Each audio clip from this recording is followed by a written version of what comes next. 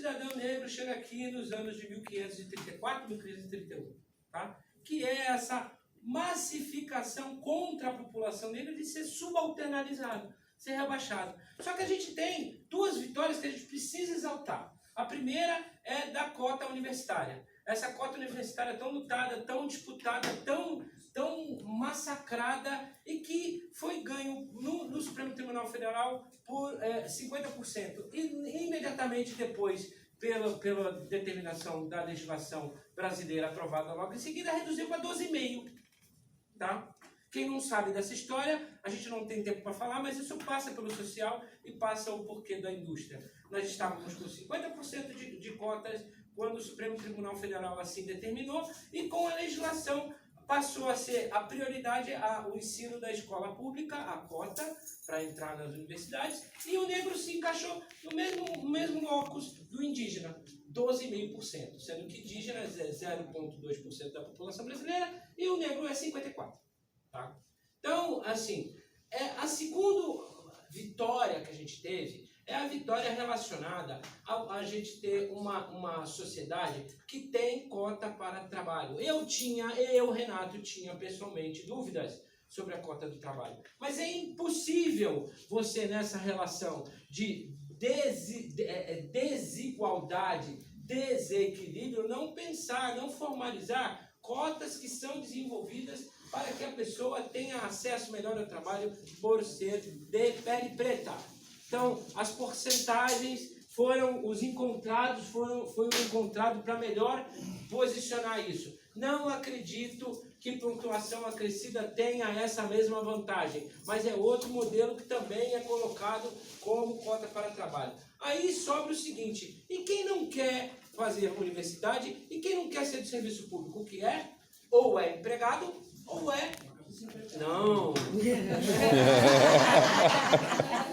Estamos falando aqui das pessoas que estão no mercado de trabalho, empreendedoras, que às vezes são tidas como vagabundas. Meu pai falava, por exemplo, que eu era um causas perdidas, né? Porque eu queria muita coisa, sonhava demais e tal. Mas o causas perdidas aqui tem no esteio o Estatuto da Igualdade Racial.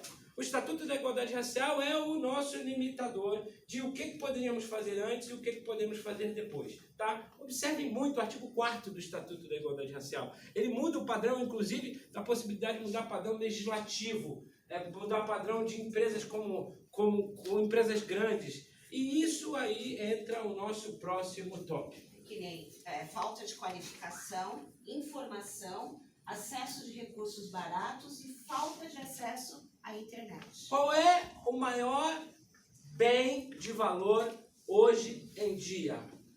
É a informação. O bem de valor informação, ele pode ser vendido, ele pode ser trocado, ele pode ser doado, ele pode ser cedido, mas ele tem um valor na sociedade que muda o padrão social. As pessoas que hoje sabem, por exemplo, que existe o artigo 4º do Estatuto da Igualdade Racial, na Lei 12.288 de 10, sabem e podem fazer, a partir disso, um guarda-chuva de proteção de 8 políticas públicas. Nós vamos falar apenas de 2. Uma é a educação, que é o que tem a ver com o que a Kátia estava dizendo. A educação não é só transformadora, ela modifica o padrão ético da sociedade. E a modificação do padrão ético da sociedade passa pelo reconhecimento dessa situação de coisas que, por exemplo, nós ainda temos dificuldade de pegar o valor de empréstimo a baixo custo, ou até pegar um empréstimo por sermos negros, Porque eu, por exemplo, que tenho uma conta bancária acima da média, não vou falar quanto é, porque senão vamos começar a pedir empréstimo, eu não vou ter que emprestar nada para ninguém. Não, calma. Né? Se eu fui ao banco falar que eu queria um empréstimo para fazer determinada coisa da minha empresa, mas a sua empresa está começando agora, ela só teve um faturamento de 30, 40 mil reais, a gente não pode emprestar muito. Porra, mas eu também sou uma pessoa física que tem movimentação financeira no mesmo banco, e se tu não analisar isso numa ME, por que você não analisa para mim e analisa para o cara que é o filho do patrão, do amigo, do empregado, do fulano de tal? Então, chamar a atenção para isso, dessa equidade na hora da informação, vai fazer com que a gente ganhe um padrão diferente. E estava falando, como é seu nome? Desculpa. Lucimara. A Lucimara estava falando de uma coisa muito crítica. E metem um Sebrae no meio de Heliópolis. Não, uma ETEC. Não, mas eu estou usando muito. Pra provocar, pra provocar. Sebrae! Estou querendo falar do Sebrae! Fala aqui, ó! Tem um Sebrae. Rapaz, olha o tamanho do cara, hein? Nome, né? O Sebrae tem um super nome. O Sebrae é algo que chama atenção, algo que... Mas o Sebrae percebe a causa negra? Mas o Sebrae tem... nós estamos aqui para fazer isso. E assim, se por acaso... Seabra está aí, né? Seabra, levanta a mão. Ó, eles fizeram com o Sebrae no Paraná um trabalho inacreditável. Porque se hoje a gente está falando de 13 milhões de empreendedores negros, é por causa desses caras aí que saíram na frente e foram lá no Sebrae do Paraná junto com Adolfo Bauer e fizeram um trabalho de excelência, né, para poder identificar quantos empreendedores negros existiam no Brasil. O Sebrae participou, o Sebrae aceitou, o Sebrae viu excelência, mas o Sebrae fez nada com isso. Porque isso foi em 2015. Então, como é que pode, né, uma instituição, e não vamos tirar a culpa do Sebrae, porque não é culpa, é responsabilidade pública. Vamos botar no SESI, SENAT, SENAI, SENAC, vamos botar em todo o sistema S a mesma responsabilidade. Se em 2000... Não estamos falando da FIES. Estamos falando do sistema S. Eu já estou acabando. 5 minutos? Tá bom. Então tá.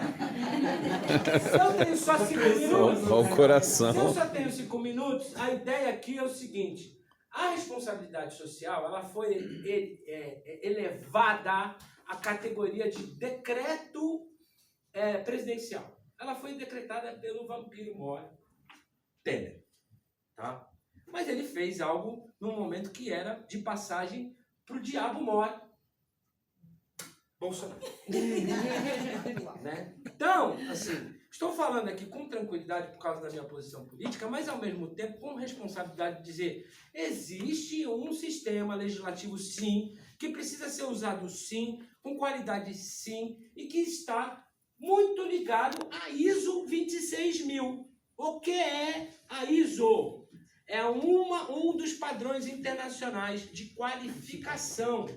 Tem a ISO 9000, que é a qualificação de documentos, tem a ISO 9000, que é a do compliance, tem a ISO 14000, que é de meio ambiente, e tem a 26. A 26000 trata da responsabilidade social. E aí percebam, uma empresa que, como a Johnson & Johnson, né, como a Coca-Cola, né, ela é obrigada a cobrir a responsabilidade social. O que ela faz? Eu estou falando a grosso modo e vou falar na prática. A Cargill, lá do Guarujá, uma das empresas que trabalha no Porto de Santos. Ela, vou ajudar a responsabilidade social. Vou fazer uma creche para os meus empregados. Opa! Como é que é isso? Tu não está ajudando a responsabilidade social. Tu está aumentando a tua produtividade. E ninguém pode ir lá e chancelar. Estou... Ok. Aí nós temos um problema. Porque a nossa chancela aqui no Brasil, ela é sempre política. Ela nunca é técnica. A chancela, aqueles que chancelam dizendo assim, olha, isso aqui, raramente ela é técnica. É muito mais política. Então... eu gostaria que você desse ênfase nas soluções. Tá bom, eu já vou falar de soluções. Na verdade, eu estou fazendo esse panorama para o ISO 26000, a aplicação dele é uma das soluções. A aplicação desse novo padrão de trabalho que está na legislação do decreto 9751 de 2018, é 9751 mesmo, 9751 de 2018, criam selos, que conselhos, que comitês, que nossa gente que está na relação governo-estado pode instituir, e a partir dessa instituição, ganhando o selo, as empresas amigas do empreendedorismo negro. Nós é que podemos chancelar, só nós. Nós e esses organismos que são criados, os conselhos também servem para isso. Os conselhos não são figurativos, não são para fazer festa, não são para fazer show. Os conselhos são efetivamente para fazer política pública. A festa e a show estão incluídas nisso. E para terminar, antes que ela tenha que ler tudo isso, né? A beleza da arte negra também é uma indústria. Pensem na indústria do carnaval. Pensem na indústria do carnaval, quantas pessoas todos os anos recebem algo por causa disso.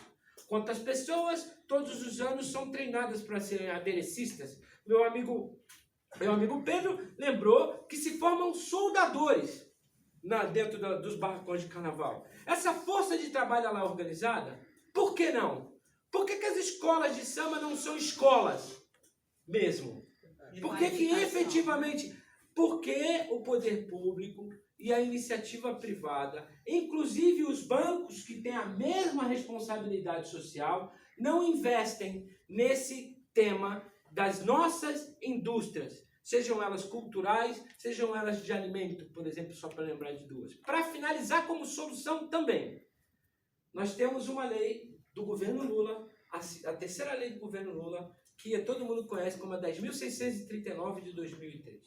Tá? Se a educação, a informação é a maior moeda, onde está a paga das entidades privadas, não estou falando do serviço público, que deveriam investir na Lei 10.639 e até agora não investem dentro das suas escolas e para treinar as pessoas que estão afim e para contratar as pessoas que estão afim. A indústria passa pela necessidade do treinamento. O treinamento pela educação e a educação pela informação. Essa é a solução que a gente tem para dar. A gente só deu uma proposta, deixa eu só aqui, ó. Por favor, uma proposta. Inversão dos órgãos como o SEBRAE ir até a comunidade. Não o SEBRAE ter essa sede maravilhosa aqui na 24. Continuar com a sede. Continuar. A gente vem aqui. Né? Mas o ônibus SEBRAE pode ir lá. E nas comunidades, né? Sair das sedes, eles dando curso de empregabilidade, de educação financeira. Entenda, SEBRAE Sistema S. Né? E o que mais? E existir espaços para a capacitação das pessoas, como a Faculdade Zumbi dos Palmares, locar salas para qualificar as pessoas, as empreendedoras, as mulheres que estão fora do mercado de trabalho, que costuram, que fazem coisas que elas ficam lá na casinha delas e não conseguem saber quanto que vai cobrar uma bolsa, quanto que vai cobrar um acessório, quanto que vai cobrar um turbante. Então, eu acho que o SEBRAE ele tem que também ir para as comunidades, através também das subprefeituras, locais das comunidades, como sociedades de amigos e bairros. Toda a comunidade tem, todo bairro tem. Kátia, duas coisas que me pediram para lembrar. Primeiro, o preço do Hipertec está caro pra caramba. Tá? A gente precisa, sim, reavaliar qual é o custo. E como tirando a ideia do Empretec, nós estamos falando de todo o sistema S. Nós estamos acusando ninguém de nada. A gente quer adequar ao padrão que a gente utiliza. Por exemplo, eu não posso, ganhando o que eu ganho, 3 salários mínimos, gastar metade para fazer um curso. Não dá. Não dá. Tá? A outra coisa, para finalizar, ela falou da Zumbi dos Palmares.